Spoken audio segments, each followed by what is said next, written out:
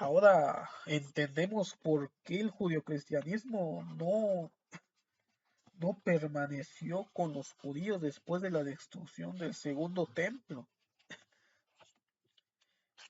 A estos judio-cristianos, los judio-cristianos seguían la ley de Moisés todavía.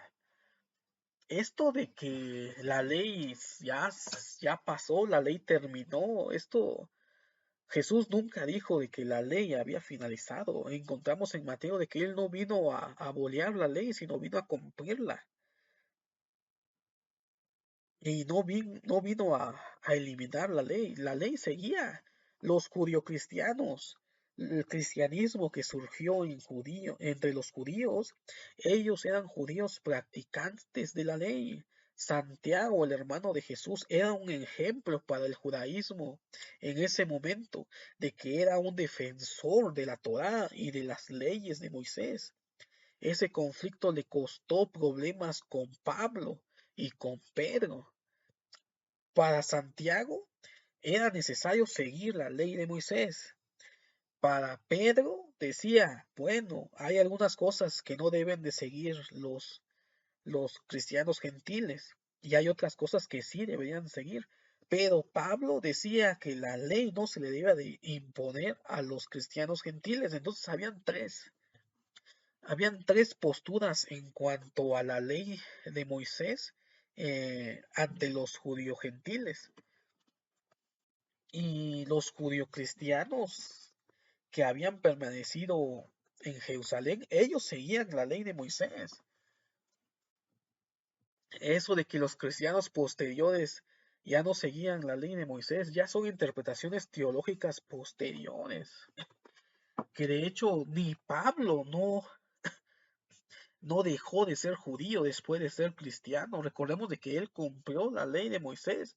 Después de que regresó a Jerusalén, fue a hacer votos al templo de Israel.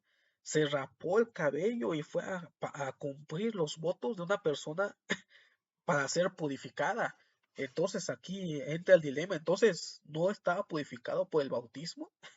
¿Tenía que cumplir todavía con la ley de Moisés? Claro que no, porque Pablo en ningún momento abolió la ley de Moisés.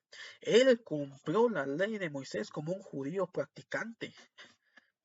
Lo que Pablo no estaba de acuerdo es de que los gentiles se convirtieran al judaísmo.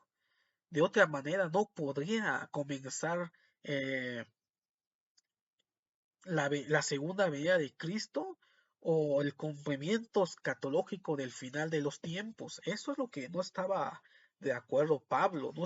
Pablo no eliminó la ley. Pablo en 1 Corintios dice, el que sea judío, manténgase judío. El que sea gentil, manténgase gentil.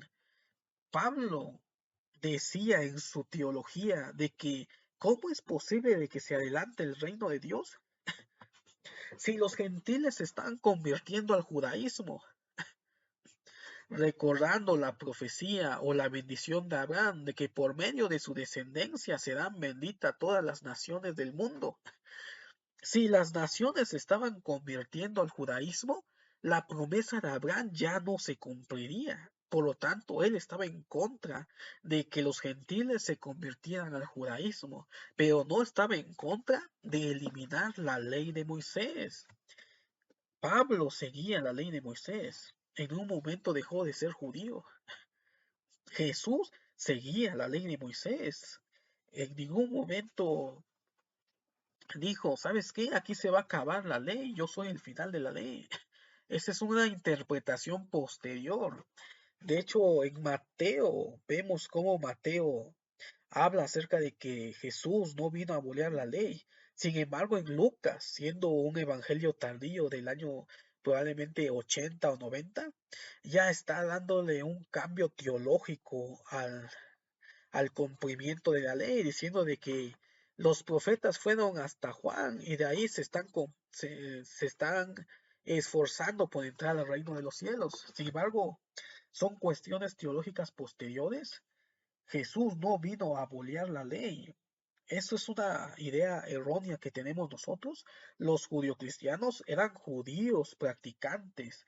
En ningún momento ellos no siguieron practicando la ley de Moisés. Eso ya vino posterior.